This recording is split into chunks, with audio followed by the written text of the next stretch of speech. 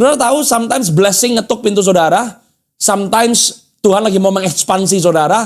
Berkat datang bukan proyek yang datang loh. Berkat datang bukan klien yang datang loh. Kadang-kadang berkat mengetuk dengan bentuk orang minta tolong sama saudara. Right?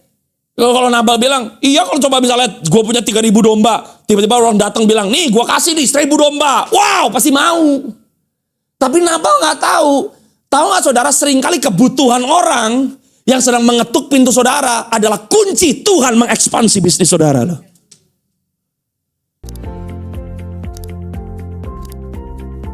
Nah, hari ini saya mau bicara kepada saudara semua tentang bagaimana keluarga yang ilahi, keluarga yang sehat, pernikahan yang dibangun dengan cara yang benar, dengan prinsip kebenaran yang benar, itu akan membawa untuk saudara akhirnya bisa menghadirkan heaven on earth. Surga bisa hadir di bumi karena adanya saudara. Dan itu pertama-tama akan dimulai dari keluarga saudara. Amen. Now, saya hari ini tema khotbah saya adalah the kingdom pattern of a family. Keluarga dengan pola kerajaan surga. Buka terlebih dahulu bersama dengan saya 1 Petrus pasal yang kedua, ayat yang ke-9. Ini ayat landasannya. Setelah itu saya minta saudara buka dari kitab Yesaya pasal yang ke-9. Dan setelah itu kita akan lihat sama-sama 1 Samuel 25. Dan saya akan banyak berbicara dan membahas tentang seorang wanita di dalam Alkitab yang bernama Abigail. Karena ada seorang yang bernama Abigail. Abigail karena kebenaran yang dia hidupi, karena yang dia putuskan, nggak bisa ternyata membawa suaminya kepada keselamatan, tapi keputusan Abigail menyelamatkan dirinya sendiri. Saudara dan saya harus mengerti bahwa di hari-hari ini kita tinggal di dalam sebuah society yang selalu meninggikan, memuliakan, we are glorifying victim mentality. Mentalitas korban. Sekarang itu kalau kita glorify korban, itu kayaknya orang-orang itu mau untuk kita yang harus dikasihani. You see, every time kita berhubungan dengan manusia, there is always two sides of the coin. Always two sides of the coin. Tidak ada relationship tanpa dua belah pihak yang mau bertanggung jawab. In a family. Ada waktunya di mana seorang suami yang salah, ada waktunya seorang istri yang salah. Tapi sebuah hubungan tidak bisa dibangun dengan benar kalau yang dipermasalahkan siapa yang benar, siapa yang salah. Selalu akan ada yang benar, selalu akan ada yang salah. Tapi love tidak berdasarkan siapa yang benar, siapa yang salah. 1 Petrus 2 ayat yang ke-9. Saya mau saudara mengerti, sebagai seorang istri, sebagai seorang ibu, ini identitas saudara nih. Saya kasih landasan dulu. Tetapi kamulah bangsa yang terpilih. You are chosen. Saudara dan saya harus mengerti setiap kali kita ikut Tuhan, kalau ada pilihan Tuhan, berarti ada pilihan saudara. Never hubungan dengan Tuhan itu hanya satu arah. Nggak pernah. Dua arah. Kalau Tuhan berkata kamu terpilih, berarti yang terpilih juga harus memilih. Karena kalau yang terpilih tidak memilih, pilihan Tuhan nggak terjadi dalam hidup saudara. Life is about choices. Anda mau terima yang terbaik dari Tuhan, Anda mau terima janji Tuhan, Anda mau jalan di dalam ketetapan Tuhan, you have to choose. Sebab bukan berarti Tuhan memilih saudara, kitanya cuma santai aja. No, karena kita tahu kita dipilih, maka pilihan kita harus berdasarkan pengertian, pewahyuan, pemahaman bahwa kita dipilih oleh Tuhan. Kalau kamu tahu kamu dipilih, ada waktunya kamu merasa kamu gak layak. Kamu merasa kamu gak sanggup. Kamu merasa kamu gak bisa. Kamu dicibir oleh orang. At that moment, Anda tetap harus memilih untuk percaya bahwa saya pilihan Tuhan. Pemilihan dari Tuhan harus selalu diresponi dengan pilihan. So nomor satu Anda harus tahu, hidup ini semuanya tentang pilihan. Your choice. Tapi kalau Anda memilih berdasarkan pilihan Tuhan, pilihanmu gak bisa salah. Karena pilihanmu selalu dilandaskan dengan pilihan Tuhan. Iman landasannya firman. Kenapa seringkali orang punya iman? Tapi kok kayaknya imannya gak pernah berkembang, gak bertumbuh, gak gigih, dan tidak membuahkan manifestasi. Karena imanmu gak dilandaskan firman. Karena iman bukan hanya Kalau bisa. Kalau Tuhan mau. Iman bukan kalau Tuhan mau. Iman berarti karena Tuhan mau. Bagaimana saudara saya bisa punya iman yang kokoh? Kamu harus tahu Tuhan maunya apa. Firman berkata, oleh karena bilur-bilurku, kamu sembuh. Berarti kesembuhan kalau Tuhan mau atau karena Tuhan mau? Karena Tuhan mau. When you have the faith. Kenapa I have the faith bahwa sakitku bisa sembuh? Karena Alkitab berkata demikian. Itu baru namanya iman. Kalau nggak ada landasan firmannya, kalau semuanya based on what we want, itu bukan iman. Itu what I want. Itu berbeda. Kamu adalah bangsa yang terpilih, imamat yang rajani. Kalau Anda imam yang rajani, berarti number one, this is the cross. Kalau Anda imam, berarti you are standing before God. When you stand before God, Anda berdiri sebagai perantara. You need to know God's heart. Your focus is God. Seorang perantara, seorang imam yang Anda layani nomor satu Tuhan, bukan rakyat loh. Jangan kebalik. Imam melayani Tuhan, bukan rakyat. Yang kamu layani Tuhan, nomor satu.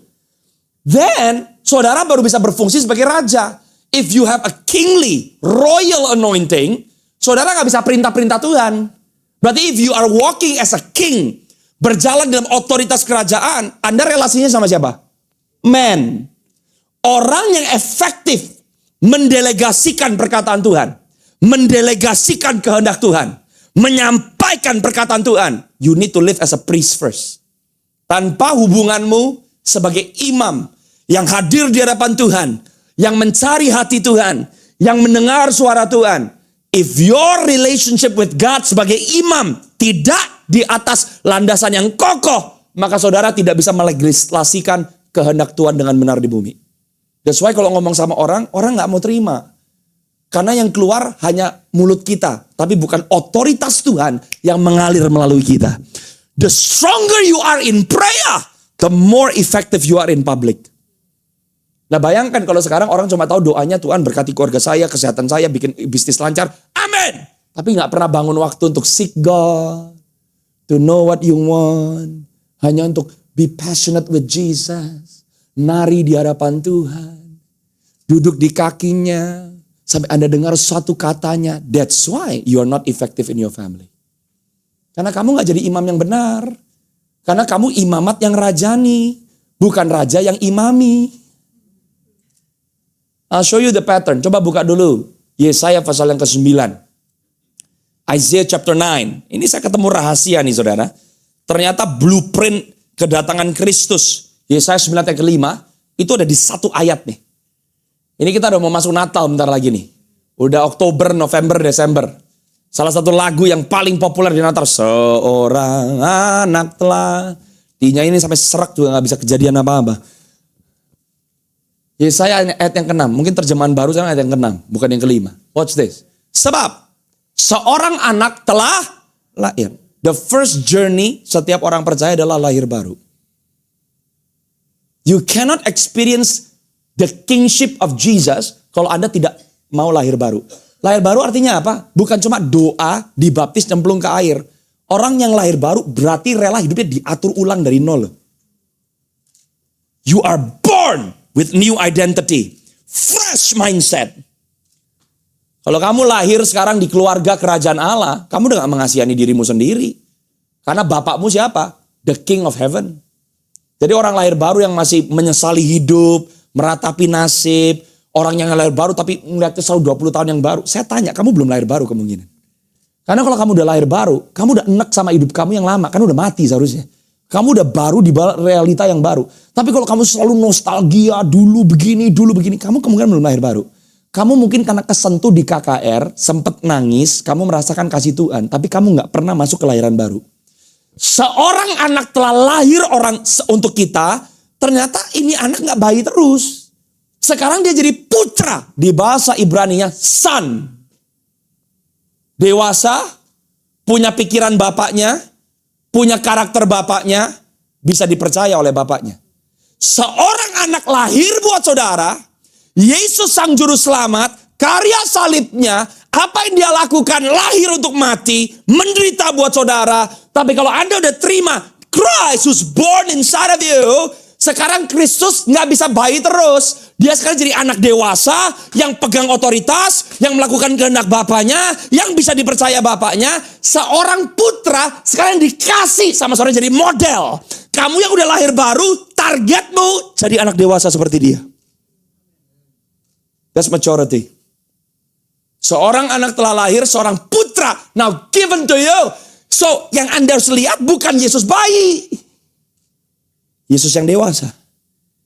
Yesus yang benar. The more saudara mengejar Yesus, tampuk pemerintahan, Alkitab berkata, atau lambang pemerintahan di atas. Saudara dan saya tubuh Kristus bukan? Kita tubuh Kristus bukan? Jadi kalau tampuk pemerintahan di atas bahunya Yesus, tampuk pemerintahan otoritas kerajaan Allah ada di siapa?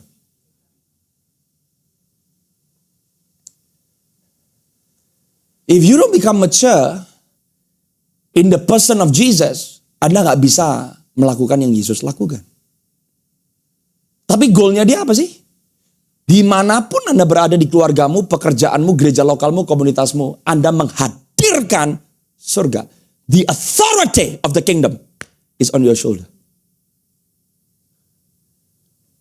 One day I was reading this. Anda ingat kalau tabut perjanjian di perjanjian lama, itu dipikulnya sama siapa? Imam. Sekarang ngerti gak kenapa 1 Petrus 2 yang 9 berkata kamu imamat yang rajani?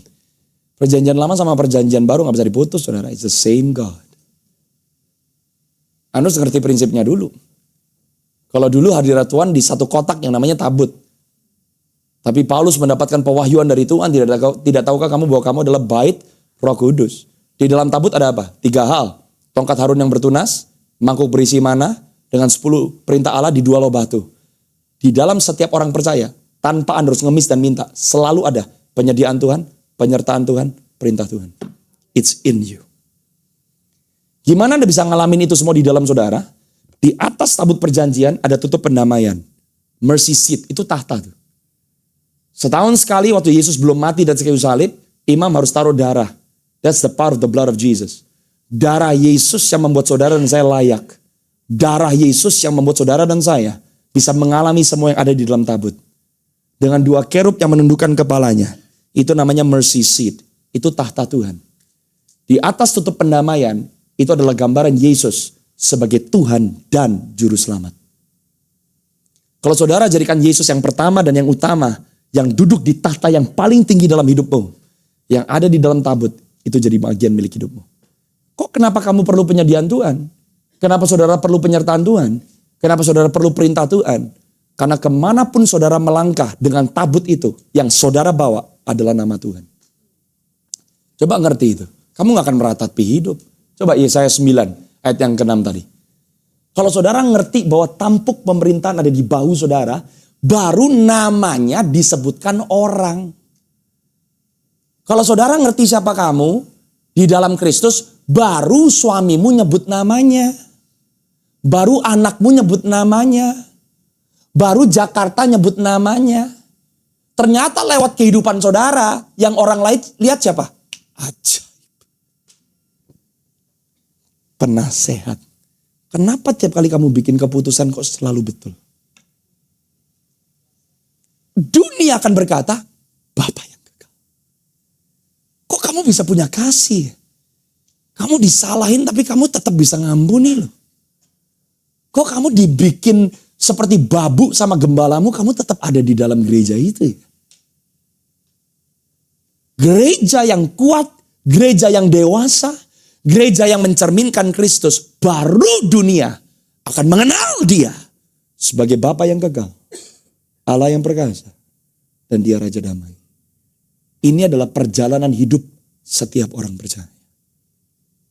Sayangnya cuma orang stop di seorang anak telah lahir. Titik. Saudara harus tahu bahwa Tuhan mau menyatakan kerajaannya lewat kehidupanmu. Yang mengerti katakan amin. Coba balik ke 1 Petrus 2 ayat yang ke-9.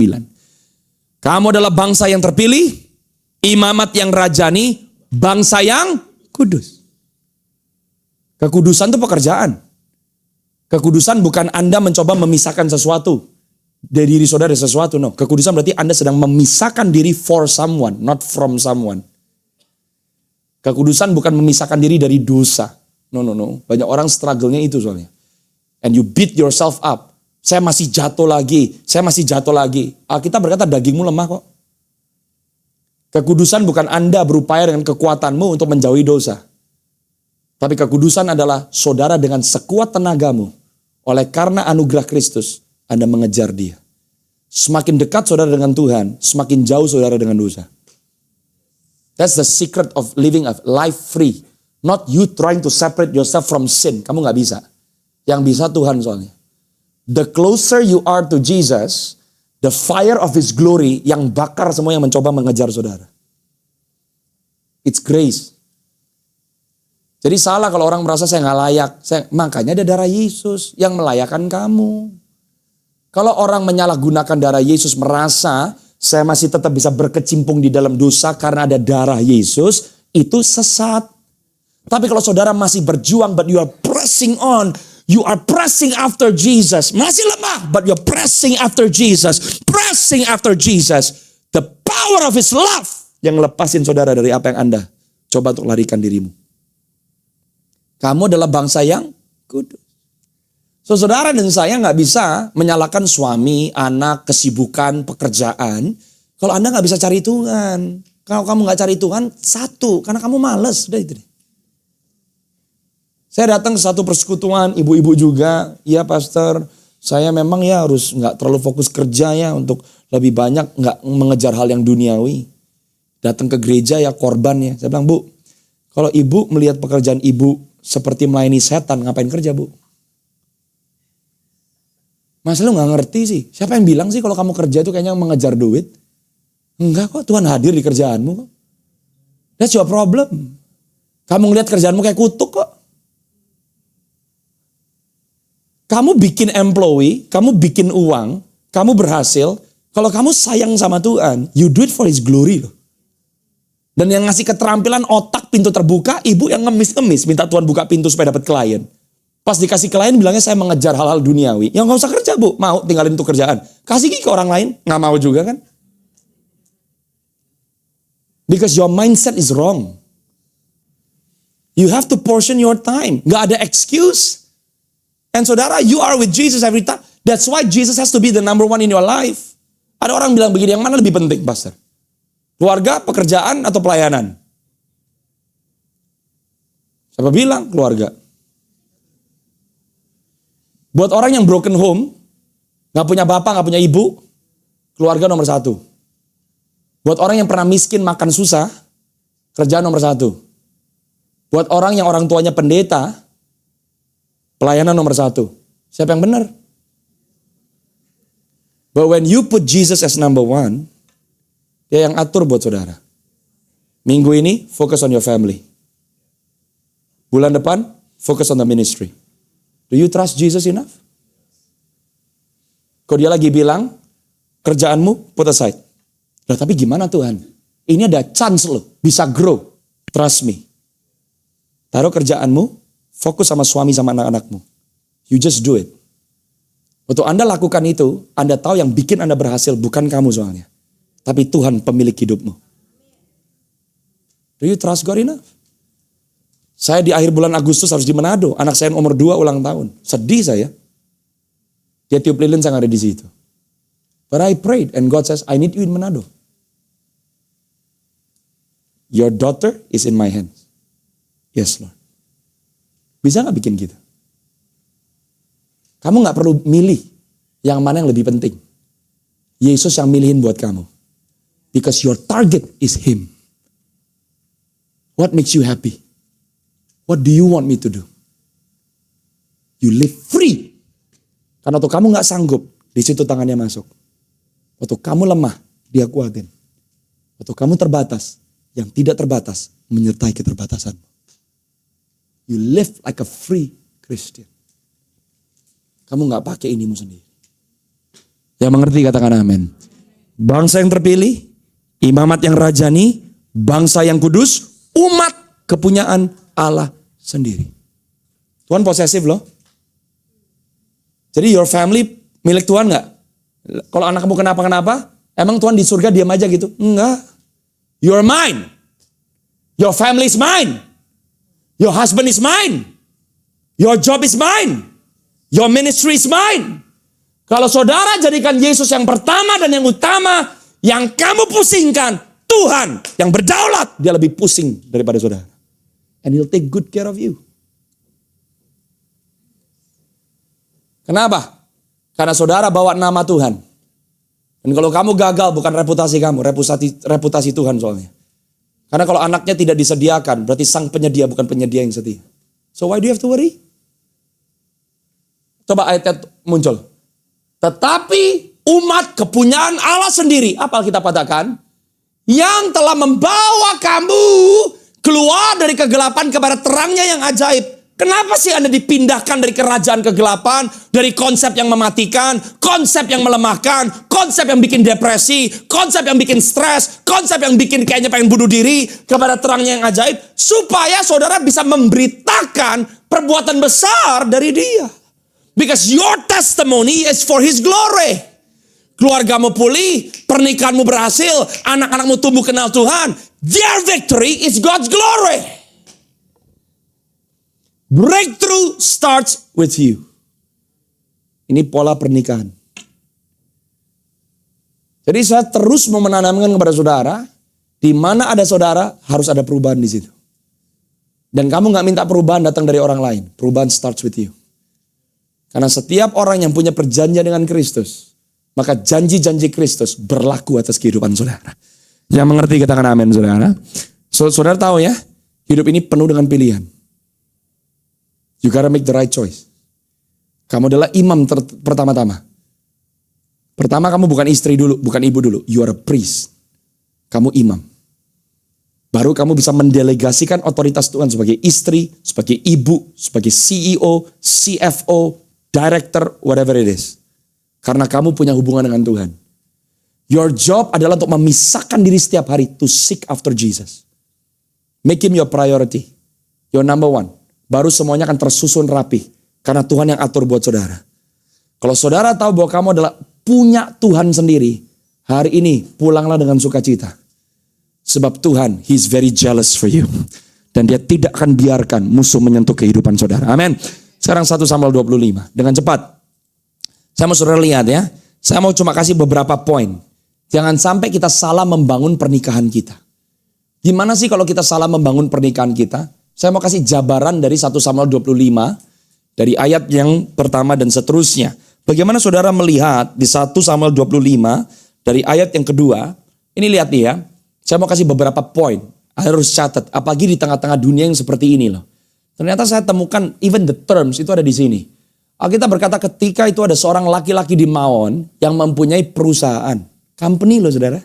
Berapa banyak di sini yang punya perusahaan? Tolong lambaikan tangan. Ternyata perusahaan udah ada di sini. Dari zaman dulu. Jadi gak bisa orang berkata, gak relevan pastor, sekarang dunia udah berubah.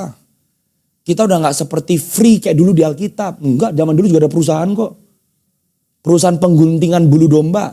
Perusahaan apa ini? Tekstil. Mau alasan apa saudara? Nah kita berkata ketika itu ada seorang laki-laki di Maon yang mempunyai perusahaan di Karmel. Orang itu sangat kaya. Kaya raya loh. Punya perusahaan, punya kerjaan, kaya. Ia mempunyai 3.000 ekor domba, 1.000 ekor kambing. Ia ada di Karmel pada pengguntingan bulu domba-dombanya. Jadi orang ini everyday in the job. Tiap pagi ke kantor. Suamimu mungkin kayak begini. 8 pagi ke kantor, jam 5 pulang. Ya kalau pulang. Nama orang itu Nabal. Dan nama istrinya Abigail. Perempuan itu bijak dan cantik. Tetapi laki-laki itu kasar dan jahat kelakuannya. Ia adalah seorang keturunan. Nomor 1. Pernikahan tidak dibangun di atas harta. Pernikahan dibangun di atas karakter. Kamu mau dikenal sebagai apa? Suami istri di satu rumah. Tapi the moment namanya Nabal disebut, yang disebut embel-embelnya. Kaya, mobilnya Maybach. perusahaannya triliunan.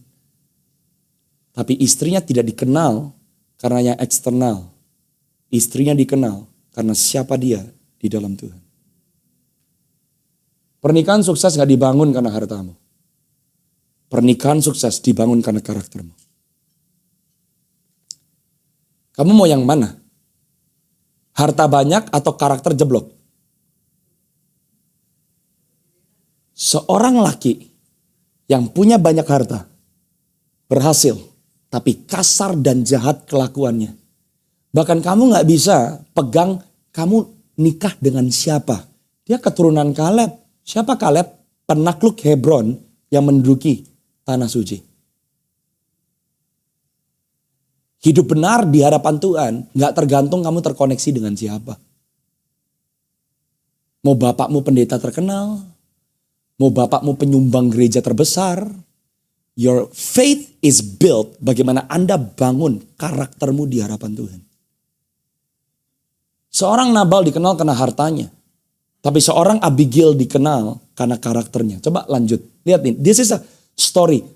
Tapi you are Abigail. Makanya saudara harus ngerti peran istri itu penting. Jadi jangan fight supaya kelihatan nampang gitu ya. Apalagi sekarang di fellowship, banding-bandingan, suami mana yang lebih kaya, perusahaan mana yang lebih besar. Come on man. Ketika Daud di padang gurun, ini Daud belum raja loh. Makanya gak dipandang. Karena dia belum king. Dia baru diurapi sama Samuel. Tapi dia belum nobody, dia masih nobody. Bukankah seringkali gitu kita nilai orang berdasarkan kamu siapa? Dan Nabal gak ngerti Daud siapa. Tapi Abigail ngerti. One day, si Daud ini datang ke Nabal. Daud itu selalu melindungi orang-orangnya Nabal. Dan kali ini Daud membutuhkan bantuannya Nabal. Kenapa rumah tangga yang kokoh, menurut pola kerajaan, saudara harus ngerti kenapa penting terhubung di dalam komunitas kerajaan sorga. Karena ada berkat-berkat yang kamu gak bisa terima, kecuali Anda tersambung dengan tepat di dalam keluarga kerajaan Allah. Kenapa kamu harus kasih tahu suami kamu? Jangan lihat gereja karena ngeliat pendetanya. Jangan lihat gereja karena ngeliat pengkhotbahnya. Kenapa istri harus safeguard anak-anak itu jangan cuma dicemplungin ke sekolah minggu. Tanamin nilai-nilai. Melayani. Sopan ketemu om dan tante. Sapa orang. Kenapa penting istri itu ngajarin anak-anak untuk di dalam gereja lokal kamu jadi berkat. Karena itu prinsip kerajaan Allah. Nabal punya segalanya. Tapi Nabal kena kutuk. Karena Nabal tidak bisa menghormati yang dihormati oleh Tuhan. Nabal tidak bisa menghargai yang dihargai oleh Tuhan. Daud belum somebody. Tapi jangan lihat orang karena titelnya. Jangan lihat orang karena jabatannya. Lihat orang karena tangan Tuhan atas kehidupan orang tersebut. Nabal gak bisa lihat. Satu hari coba ayat yang selanjutnya. Si Daud ini mau minta tolong. Daud menyuruh 10 orang dan kepada orang-orang itu Daud berkata, pergi ke Karmel, temui Nabal, tanyakan keselamatannya atas namaku. Next. Dan sampaikanlah salam ini kepadanya, selamat. Selamatlah engkau, selamatlah keluargamu, selamatlah segala yang ada padamu. Tahu gak sih, ya ini si Daud lagi ngapain? He is blessing the family of Nabal sebetulnya. Saudara, kalau kamu gak bisa terima pemimpinmu, kamu gak bisa terima orang-orang yang diurapi Tuhan. Bukan karena orangnya loh, ini masih manusia kok. Tapi kalau Anda gak bisa ngelihat Tuhan yang ada di balik gerejamu, yang adalah pemilik gerejamu, kamu gak bisa lihat Tuhan yang memilih pemimpinmu, berkat yang seharusnya buat saudara bisa jadi kutuk loh. Nabal ini terima berkat sebetulnya. Kata salam atau selamat itu bukan hanya congratulations, how are you? For the Jewish people, waktu seorang diurapi berkata shalom, yang lagi lepasin apa sih? Blessing. Makanya kalau Anda terima shalom dari gembala sama shalom dari sesama orang percaya sama atau enggak? Enggak sama. Enggak sama. Karena anointing comes from above. Seharusnya ini a good culture nih. Kalau saudara kadang-kadang tuh datang gitu loh ke pastor. Pastor please lay hands on me. Tembang tangan pastor. Itu bukan kamu enak aja. gue merendahkan diri kayak begitu. Kamu gak ngerti sih. Tumpangan tangan dari pemimpinmu melepaskan berkat. Saya kalau lagi ketemu sama bapak-bapak, ibu-ibu rohani saya, yang pertama saya lakukan, I bow my head, lay your hands. Because I know the power of blessing. Yang diberkati bukan cuma kamu, tapi keluargamu, semua yang ada padamu. Lanjut. Daud berkata, baru-baru ini aku mendengar bahwa engkau mengadakan pengguntingan bulu domba. Adapun gembala-gembalamu yang ada dengan kami, tidak ada yang kami ganggu. Tidak ada sesuatu yang hilang daripada mereka selama mereka ada di Karmel. Tahu gak saudara, kenapa kamu butuh sesama orang percaya? Karena ada waktu-waktunya orang percaya adalah utusan Tuhan untuk melindungi kamu loh. Yang belain kamu loh. Yang temenin kamu loh. Yang nguatin kamu pas lemah loh. Gak bisa Anda berkata, I don't need nobody. Gak mungkin. Daud itu sebetulnya menolong Nabal loh. Kalau gak ada Nabal, mungkin dia udah diransak sama pencuri-pencuri yang merampok. Tanpa Nabal tahu, David was protecting. Ini adalah benefitnya Anda punya keluarga di dalam Tuhan. Why must you be part of a local church? Kalau sampai kita merasa saya gak pernah dapat apa-apa, saya gak butuh apa-apa dari siapa-siapa, how sombong are we? Kita terlalu prideful, saudara. Tapi we need one another. Nah sekarang Daud bilang, aku lindungi kamu, aku dampingi kamu next. Ayat yang ke-8. Alkitab berkata, tanyakanlah kepada orang-orangmu. Mereka tentu akan memberitahukan kepadamu sebab itu. Jadi Nabal gak tahu. Kadang-kadang orang yang berlaku baik buat saudara bukan yang omongannya paling keras. Yang melakukan apa yang benar di mata Tuhan tanpa harus promosi dirinya sendiri. Jadi Nabal tuh ditolong sama Daud, tapi Nabal gak pernah tahu. Karena Daud melakukannya bukan supaya dia terima uang dari Nabal. Enggak, dia lakukannya karena dia punya hati yang benar. One day dia bilang, kamu nanya aja sama orang-orangmu. Sebab itu biarlah orang-orang ini mendapat belas kasihanmu. Sekarang ini Daud minta tolong. Bukankah kami ini datang pada hari raya? Berikanlah kepada hamba-hambamu ini dan kepada anakmu Daud apa yang ada padamu. Saudara tahu, sometimes blessing ngetuk pintu saudara. Sometimes Tuhan lagi mau mengekspansi saudara. Berkat datang bukan proyek yang datang loh. Berkat datang bukan klien yang datang loh. Kadang-kadang berkat mengetuk dengan bentuk orang minta tolong sama saudara. Right? Kalau Nabal bilang, iya kalau coba misalnya gue punya 3.000 domba. Tiba-tiba orang datang bilang, nih gue kasih nih 1.000 domba. Wow, pasti mau. Tapi Nabal gak tahu. Tahu gak saudara, seringkali kebutuhan orang yang sedang mengetuk pintu saudara adalah kunci Tuhan mengekspansi bisnis saudara. Nabal gak bisa lihat. He cannot see it. Daud minta, I need your help. Ayat yang selanjutnya, ayat yang ke-9. Oh, I found a lot of jewels nih, ayat. Ketika orang-orang Daud sampai ke sana, berkatalah mereka kepada Nabal atas nama Daud tepat seperti yang dikatakan kepada mereka. Kemudian mereka menanti. Nabal denger nih, Daud minta tolong nih. Daud melepaskan berkat, tapi Nabal gak bisa terima. Berapa banyak orang yang hanya menyandarkan kepada kekayaan secara jasmani dan lupa merasa gak penting yang rohani-rohani. Karena tanpa Tuhan gue juga sukses kok. Tanpa Tuhan gue juga bisa kok. No. Karena apa yang dihasilkan dengan tangan manusia bisa hilang dengan sekejap. Tapi kalau Anda bersama dengan Allah Israel di musim kemarau, musim semi, musim dingin, musim panas, the blessing will continue to go with you. Karena berkatnya bukan yang dipegang oleh tanganmu, tapi Tuhan yang menyertai perjalananmu. Amin. Tetapi jawab Nabal nih, ngomong apa Nabal? Sopok ya Daud? Menteri bukan? Dari grupnya siapa? Ciputra? Sinarmas bukan? Sopo itu? Bukankah kita seringkali seperti itu? Nabal bilang, siapa Daud? Karena dia belum raja, saudara. Orang tuh udah bisa bawa bobot loh. Orang tuh udah bisa bawa perkenanan loh. Sebelum terkenal. Never look down on anyone. Apalagi kalau kamu gak sadar. Ternyata yang Anda lagi anggap rendah. Itu pilihan Tuhan. Siapa Daud? Anaknya Isai. Gembala biasa itu mah. Bukan pengusaha kelas kakap kayak gua. Pada waktu sekarang ini ada banyak hamba-hamba yang lari dari tuannya. Oh ini kayaknya minta duit gua nih. Biasalah perusahaan-perusahaan minta dapat sokongan dana dari konglo seperti saya. Otaknya Nabal langsung ngejudge Daud. Ayat yang selanjutnya. Masakan mengambil rotiku, air minumku, Hewan bantaian yang kubantai bagi orang-orang pengguntingku untuk memberikannya kepada orang-orang yang aku nggak tahu dari mana mereka datang. Ayat yang selanjutnya.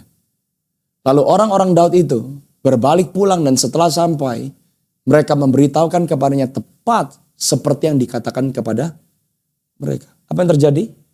Daud membangkitkan semua tentaranya dan mereka akan menghabisi Nabal. Saudara tahu hukum tabur tuai nggak bisa lari? Apa yang kamu tabur, itu kamu harus tuai. Tapi muncul seorang istri yang namanya Abigail. Saya minta dengan hormat, tolong langsung lompat buat saya ke ayat yang ke-14.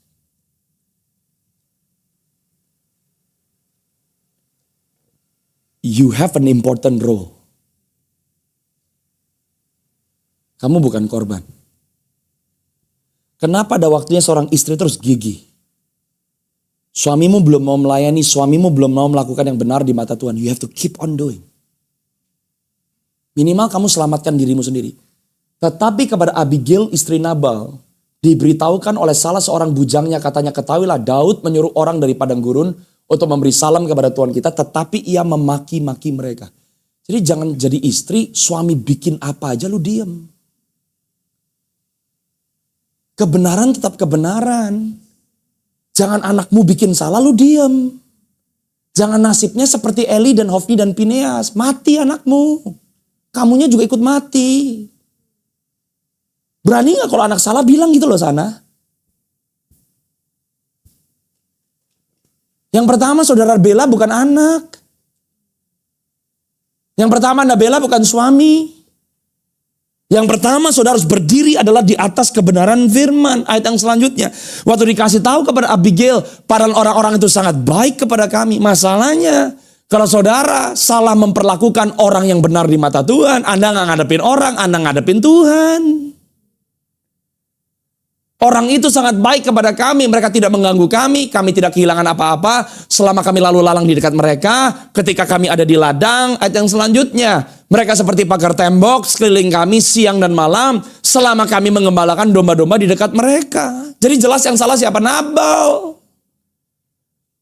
Abigail istrinya Nabal, hartanya Nabal punyanya Abigail nggak? Iya. Tahu nggak saudara, kalau Anda mau membangun keluarga pernikahan yang benar di mata Tuhan, ada waktunya Anda harus rela kehilangan kenyamananmu sendiri. Meskipun kamu seperti yang melawan suamimu sendiri, tapi berdirilah di atas prinsip kebenaran, sebab kebenaran selalu membuahkan kebenaran.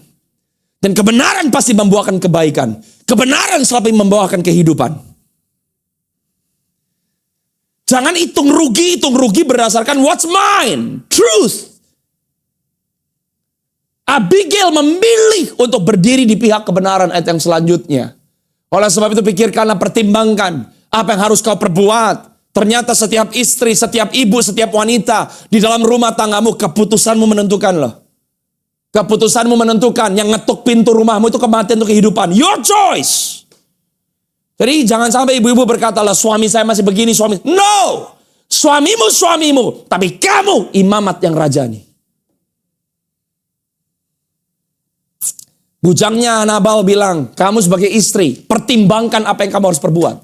Sebab telah diputuskan bahwa celaka didatangkan kepada Tuhan kita dan kepada seisi rumahnya. Dan ia seorang yang dursila, sehingga orang yang tidak dapat berbicara dengan dia. Lihat itu. Kamu bisa kaya, kamu bisa punya uang, tapi kalau kamu bebal dan kamu gak bisa terima nasihat dan masukan rohani, itu bisa menghancurkan kamu. Nomor 2, jangan sampai pernikahanmu. Yang nomor 1, pernikahan tidak dibangun di atas harta. Pernikahan dibangun di atas karakter. Yang nomor 2, lebih baik miskin jasmani tapi kaya rohani daripada kaya jasmani miskin rohani. Make sure keluargamu kaya rohani. Kalau keluargamu kaya rohani, di tengah-tengah krisis moneter, kamu tetap dijaga oleh Tuhan. Karena pertama, you are a spiritual being, not a physical being. Peluang stok naik turun, tapi kasih setia Tuhan dari selama-lamanya sampai selama-lamanya. Yang mengerti katakan amin. Lihat ini peran Abigail nih. Jangan sampai jadi orang bebal. Ternyata Nabal bebal. Gak bisa denger. Mungkin kamu lagi ngadepin suami kayak begini. Nggak bisa diajak ngomong. Tapi ternyata yang membawa terobosan bukan hanya omongan saudara, tapi sebuah tindakan. Ayat yang selanjutnya. Lalu segeralah Abigail mengambil 200 roti, 2 buyung anggur, 5 domba yang telah diolah, 5 sukat berti gandum, 100 buah kue kismis, 200 kue ara. Dimuatnyalah semuanya ke atas keledai. Ayat yang selanjutnya 19. Lalu berkata kepada bujang-bujangnya, berjalanlah mendahului aku segera menyusul kamu. Tetapi Nabal suaminya tidak diberitahukannya. Ada waktu-waktu di mana saudara harus berperang, kamu gak perlu suamimu tahu, tapi lakukan yang benar di mata Tuhan. Apa yang Abigail lakukan? Dia fight, dia datang kepada Daud, dan apa yang dilakukan oleh Abigail sekarang lompat buat saya, ayat yang ke-23. Lanjut, lihat ayat yang ke-23, ini peran seorang istri nih. Suaminya gagal, Abigail lakukan yang jadi bagiannya. Go! Be a blessing. Pelayanan dulu. Jadi berkat dulu. Hormati rumah Tuhan dulu. Meskipun suamimu belum mau. My mom did the same. I thank God mama saya gak nunggu. Dia lakukan bagiannya. Oleh karena dia satu isi rumahnya diselamatkan. Ketika Abigail melihat Daud, segeralah ia turun dari atas keledainya lalu sujud menyembah dia di depan Daud dengan mukanya sampai ke tanah. Ayat yang selanjutnya, apa yang keluar? Ia sujud pada kaki Daud serta berkata, aku sajalah ya Tuanku yang menanggung kesalahan itu. Yang salah suaminya, yang nanggung siapa?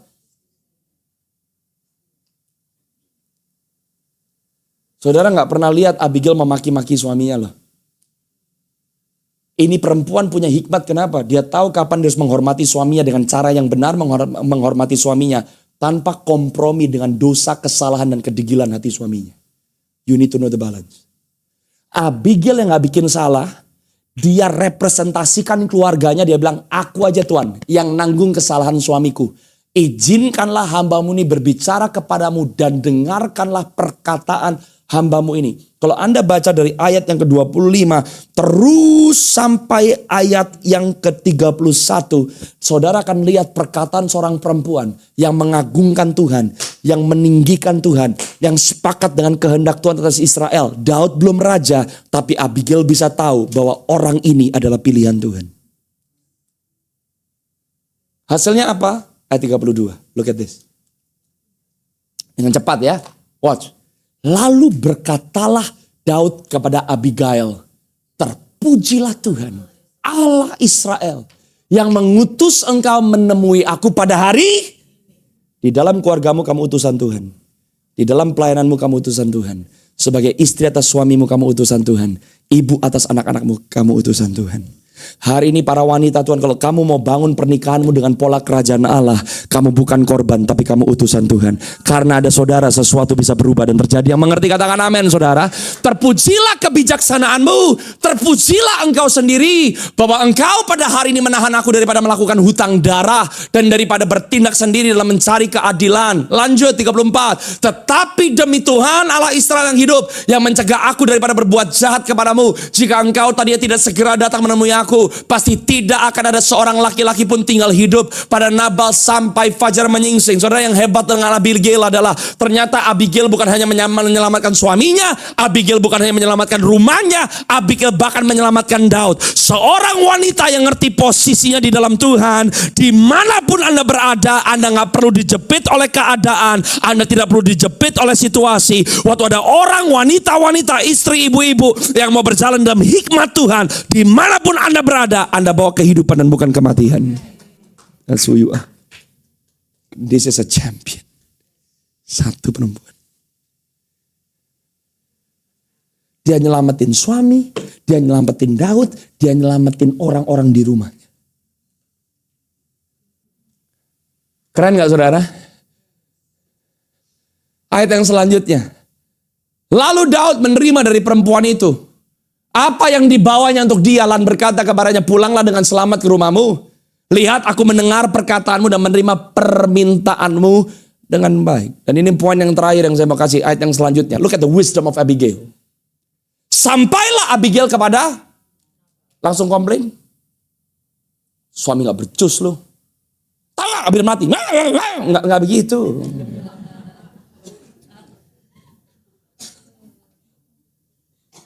Dasar lu yang bikin malu orang di gereja aja, berantem mulu. Nggak begitu. Sampailah Abigail kepada Nabal dan tampaklah Nabal mengadakan perjamuan di rumahnya seperti perjamuan raja. Nabal riang gembira dan mabuk sekali, sebab itu tidaklah diceritakan perempuan itu sepatah kata pun kepadanya sampai fajar. Orang mabuk jangan diajak ngomong. Betul gak? Wisdom. Abigail pulang, yang dia cecer bukan suaminya. Lu gak tahu gue bikin apa? Gak ada gue mati lu, gak begitu.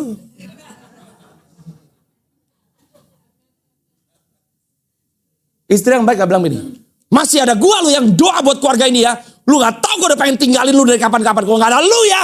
Gak gitu.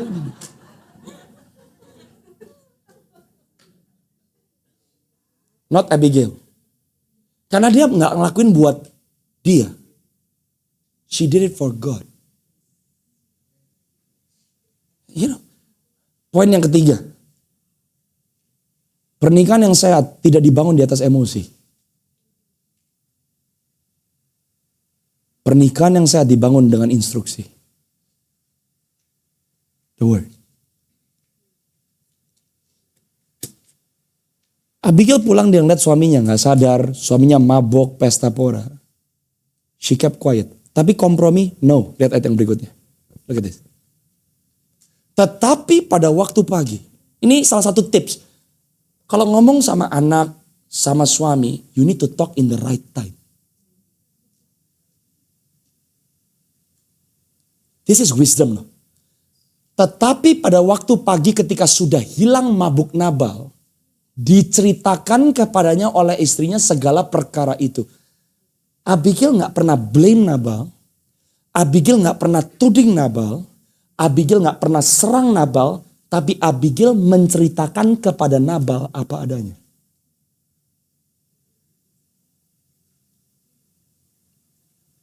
This is the wisdom of a wife. Kompromi gak? No. Tapi serang suaminya? No. Dia ceritakan kepada Nabal segala perkara itu, lalu terhentilah jantung dalam dadanya dan ia membatu. Saudara, ini belum hukuman Tuhan. Saudara harus tahu setiap orang akan menuai apa yang kamu tabur.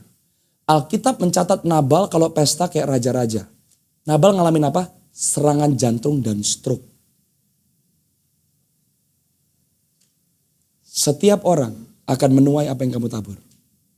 Nabal paralyzed loh. Alkitab berkata jantungnya dalam dadanya berhenti lalu membatu. Berarti koma. Belum hukuman Tuhan. Kenapa penting Anda jangan sampai kompromi bahkan dengan suami atau anakmu sendiri. Sebab setiap perbuatan baik, benar atau tidak baik dan tidak benar ada konsekuensinya. Kamu gak tuai hari ini, kamu tuai besok. Kamu gak tuai besok, kamu tuai bulan depan. Gak bulan depan, tahun depan. Gak tahun depan, 10 tahun, gak 10 tahun, satu generasi kamu tuai. Tidak ada benih yang ditabur yang tidak akan dituai. Nabal ngalamin apa? Serangan jantung. Berhenti loh. Ayat yang selanjutnya. 10 hari. Sesudah itu Tuhan 10 days of repentance.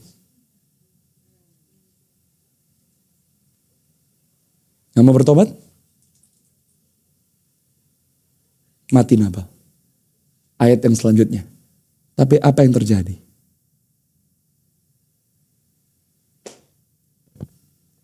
Seorang Abigail diselamatkan. Saya mau ngomong sama saudara. Ketika didengar Daud bahwa Nabal telah mati, berkatalah ia, terpujilah Tuhan yang membela aku dalam perkara penghinaan Nabal terhadap aku dan yang mencegah hambanya daripada berbuat jahat. Tuhan telah kembalikan kejahatan Nabal ke atas kepalanya sendiri.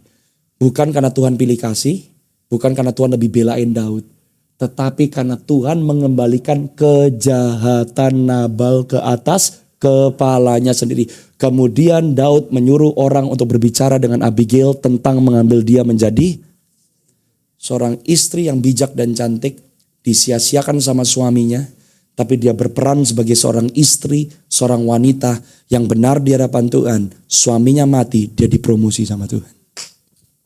Kalau kamu lakukan yang benar, don't do it for your husband, don't do it for your children, do it for yourself because you love Jesus. Sebab Tuhan tidak pernah memandang hina hati. Dan Tuhan tidak membiarkan buluh yang terkulai untuk dipatahkan. Saya rindu para wanita di sini tahu kamu bukan korban. Tapi Anda bisa bawa perubahan.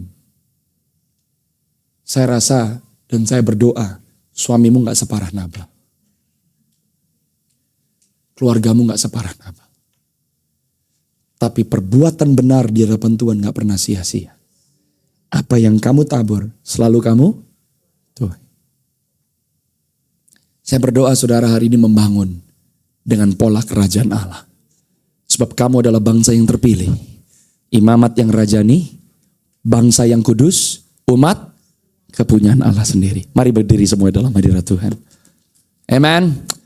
Oh, I pray you are blessed, saudara. Amen. Oh, a champion by the name of Abigail. Dia gak lakukan yang Esther lakukan. Dia gak bisa perang kayak Deborah. Tapi dia mengukir sejarah. Hanya karena dia menjadi istri yang bijaksana dan cantik.